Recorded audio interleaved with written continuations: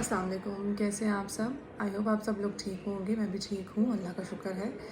अच्छा, मेरी आज की वीडियो का जो कंटेंट है वो बच्चों के अंदर फ्लू होना, हम कैसे बच सकते हैं। हम कुछ ऐसी एहतियात करें जिनमें हम बच्चों को फ्लू से और इसके अलावा जो उनके अंदर इश्यूज़ होते हैं, जैसे फॉर एग्ज़ाम्पल खांसी लग जाती है, ठीक है, निमोनिया हो जाता है, बीमार हो जाते हैं।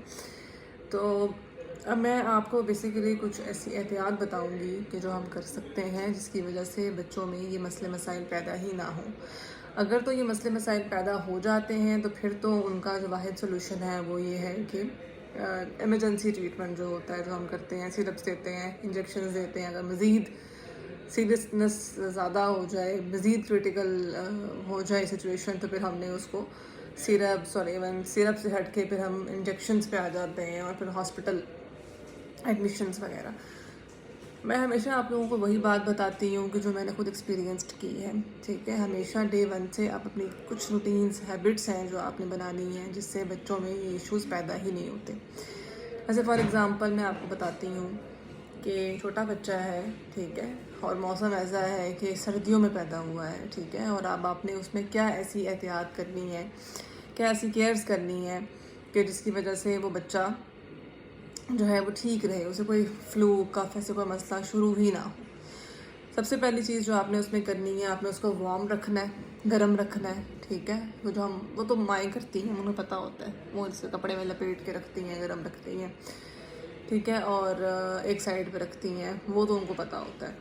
लेकिन अगर फॉर एग्ज़ाम्पल जो मैं आपको बात बताने लगी हूँ कि जैसे आपने क्या करना है कि रूटीन बनानी है इस चीज़ की कि बच्चे को आपने साफ़ करना होता है। उसे सर्दी कब लगती है? जब आप उसे साफ़ कर रहे होते हैं, जब आप उसे नहला रहे होते हैं, पैम्पर चेंज कर रहे होते हैं, ठीक है। आपको ठंड लगी, आप बाहर से आए और आपने उसको फीड कराना शुरू कर दिया है, आपके हाथ ठंडे हैं, ठीक है। तो ये सारी जो चीज़ें होती हैं ना, ये बच्चे को ठंड लगाती हैं और वो ठंड हमें समझ नहीं लगती। हमें लगता है कि नहीं, ऐसा ठंड अभी उसको नहीं लगी, लेकिन उसको ठंड लग चुकी होती है और वो बाद में आहिस्ता आहिस्ता पहले फ्लू स्टार्ट होता है, नाक बहना शुरू होता है, फिर खांसी आती है, ठीक है। फिर जब वो सिचुएशन ज़्यादा बढ़ जाती है, क्योंकि सर्दी में तो आप सर्दी को तो कंट्रोल नहीं कर सकते ना, ठीक है, तो फिर वो हल्की सी भी सर्दी लगेगी तो निमोनिया हो जाएगा और साथ इन्फेक्शन तो होता ही है। तो इसलिए आपने बहुत ज़्यादा केयर करनी है कुछ चीज़ों में। जैसे सबसे पहले तो ये है कि जब आप बच्चों को फीड कराएं तो आप पहले अपने हाथ गर्म कर लें,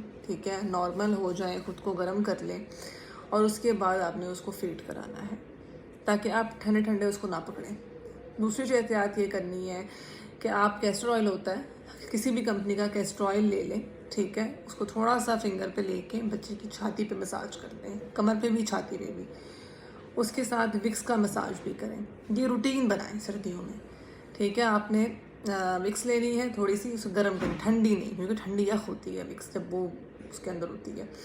थोड़ी उसको अपने हाथ पे बेशक गर्म कर लें, साथ थोड़ा सा कैस्टर ऑयल डालें, वो गर्म कर लें, या फिर जैतून का तेल भी लगा सकते हैं। जैतून का तेल भी बहुत ही अच्छा होता है, उसकी मतलब बहुत इफेक्टिव है इस चीज़ के लिए। थोड़ा सा वो लगा लिया, उसको आपने रब कर लिया, हल्का सा गर्म कर लिया, छाती पे आगे भी, ये जो साइड्स के रिब्स होती हैं, पसलियाँ जिसको बोलते हैं, आगे भी और पसलियों पे पीछे भी आपने इसका मसाज करना है अच्छी तरह से, ठीक है। तो ये मसाज हो गया सबसे पहले और ये रूटीन है, डेली आपने मसाज करना है। उसके अलावा ये कि हर एक के घर में अगर नेबुलाइजर मशीन नहीं है, ठीक है, सिंपल स्टीम भी है, तो कोशिश करें कि आप सिंपल स्टीम बच्चे को थोड़ी सी, आपने ऐसे बच्चे को पकड़ा हुआ है, ठीक है, थोड़ा सा उसको बहुत इसमें एहतियात बहुत ज़्यादा है क्योंकि पानी गर्म होगा, वो जल सकता है। आपने बहुत एहतियात से उसको हल्का सा स्टीम के ऊपर रखना है ताकि वो थोड़ी सी स्टीम ले और उसको साइड पर कर देना है विदिन 1 मिनट 60 सेकेंड्स बस। इससे ज़्यादा आपने बच्चों को स्टीम के ऊपर नहीं रखना, ठीक है। थोड़ा सा उसको दूर करना है, यहाँ बाउल रखा होगा स्टीम का, हल्का सा दूर से आपने उसको स्टीम दिलानी है।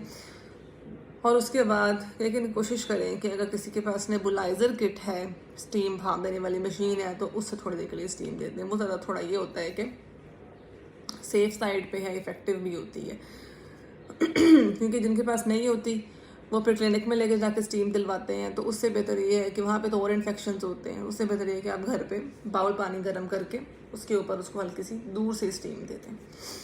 या फिर जो मुस्लिम उठ रही होती है ना वो उसके नाक में चली जाएगी। तो सबसे पहले मैंने बताया आपको मसाज, ठीक है, किन किन चीज़ों का, वो आप और सिर्फ छाती पे और कमर पे। दूसरे नंबर पे स्टीम, तीसरे नंबर साइलेंडर्स ड्रॉप्स मैंने आपको बताए थे पहले भी, अभी भी बता रही हूँ। साइलेंडर्स ड्रॉप्स नाक में डालने से फ्लू या ऐसा कोई इशू बच्चों में स्टार्ट नहीं होता, नाक क्लीन रहती है, साफ़ रहती है, ठीक है। तो आपने साइलेंडर्स ड्रॉप्स भी डाल दिए नाक में और नाक साफ़ कर लिया। बल्ब शक्कर, ऐसे मैंने पहले बताया था कि बल्ब शक्कर से नाक कैसे साफ़ करते हैं, तो आपने बल्ब शक्कर से नाक साफ़ कर लिया उसका, ठीक है। तो ये 2-3 चीज़ें। दूसरा सबसे बड़ी चीज़ होती है कि आप, क्योंकि जब नहलाते हैं बच्चे को, जब आपने उसको नहलाया, नहलाने के बाद आपने उससे कपड़े पहनाए हैं, तो कोशिश करें कि उस टाइम कैस्टर ऑयल का, जैतून का तेल मिक्स करके विक्स के साथ उसकी मसाज कर दें और थोड़ा सा शहद लेकर उसको चटा दें। शहद को नीम गर्म करें, नीम गर्म करके अपने फिंगर के ऊपर लेके उसकी ज़ुबान से थोड़ा सा चटा दें उसको। तो उससे क्या होगा कि जो उसको सर्दी लगी हुई होगी ना वो कंट्रोल हो जाएगी। और उसके पाँव के नीचे थोड़ी सी ऑयल का मसाज कर दें, सिर्फ पाँव की तलियों पे, क्योंकि पाँव ठंडे हो जाते हैं तो उसको ठंड नहीं लगेगी। फिर आप उसे कवर कर दें, ठीक है। एक चीज़ तो ये है इम्पोर्टेंट, मैंने आपको बता दी, ठीक है। दूसरा आपने क्या करना है कि माँ ने खुद बहुत केयर करनी है। माँ ने, मतलब ये डॉक्टर्स नहीं बताते ये चीज़ें। अगर बच्चे को सर्दी से बचाना है तो सर्दियों में ठंडी जो खट्टी चीज़ें हैं उसे माँ भी अवॉइड करें। ठंडा दही ना लें, ठीक है। खुद ठंड में जा रही है तो पहले आके अपने को गर्म करें फिर बच्चे को उठाएं, ऐसे ना उठाएं। नहाने के बाद अपने आप को खुश्क करके, अपने बाल ड्राई करके फिर बच्चे को उठाएं, या बालों को लपेट दें और फिर बच्चे को उठाएं, ठीक है, ताकि बच्चे को सर्दी ट्रांसफ़र ना हो। ये तो वो सारी।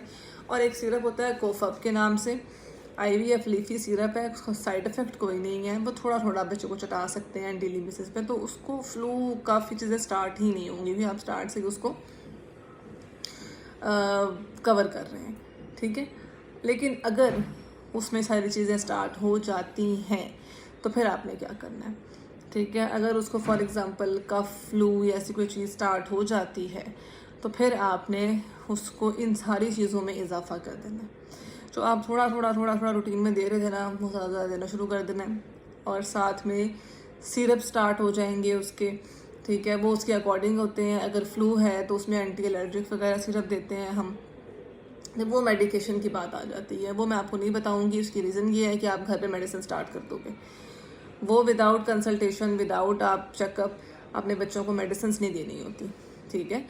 वो जो मेडिसिन होती हैं, एंटीबायोटिक्स होती हैं, वो तभी देनी चाहिए जिस तरह का इन्फेक्शन है। जो भी इन्फेक्शन है, मैं इन्फेक्शंस की वीडियो बनाऊंगी कि फॉर एग्जांपल बच्चे को ऊपर वाले गले का, जैसे हम बोलते हैं अपर रेस्पिरेटरी ट्रैक्ट इन्फेक्शन है या लोअर रेस्पिरेटरी ट्रैक्ट इन्फेक्शन है, तो आपने कौन सी मेडिसिन देनी है और कितनी देनी है, इसका वेट कितना है, ठीक है। तो वो वीडियो मैं तब डालूंगी अगर मुझे कमेंट में कोई पूछता है कि अगर हमारे बच्चों को फॉर एग्जांपल ऐसा मसला हो गया तो हम क्या दें, ठीक है। तो ये सारी चीज़ें, ये सारी एहतियातें सर्दियों में बच्चों के लिए बहुत ज़्यादा ज़रूरी हैं।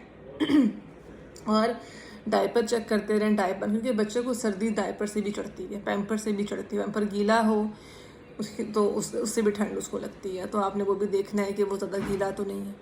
अगर गीला है तो टाइमली उसको चेंज करते हैं प्लीज़, ठीक है। तो ये आई होप मेरी वीडियो आपको अच्छी लगी होगी। मेरे चैनल को सब्सक्राइब ज़रूर करें, वीडियो को लाइक ज़रूर करें, शेयर करें, कमेंट करें ताकि मैं उसका आंसर दूं। अपनी दुआओं में याद रखिएगा। अब मैं नेक्स्ट वीडियो डायरिया पे या लूज़ मोशंस पे बनाऊंगी कि लूज़ मोशंस जो होते हैं वो मतलब शुरू कैसे होते हैं और उसमें क्या हम एहतियात कर सकते हैं कि वो बच्चों के अंदर ना हो, और सबसे बड़ी वजह लूज़ मोशंस की क्या होती है। तो ये इंशाल्लाह मेरी नेक्स्ट वीडियो होगी। बाकी अपनी दुआओं में याद रखिएगा। अल्लाह हाफ़िज़।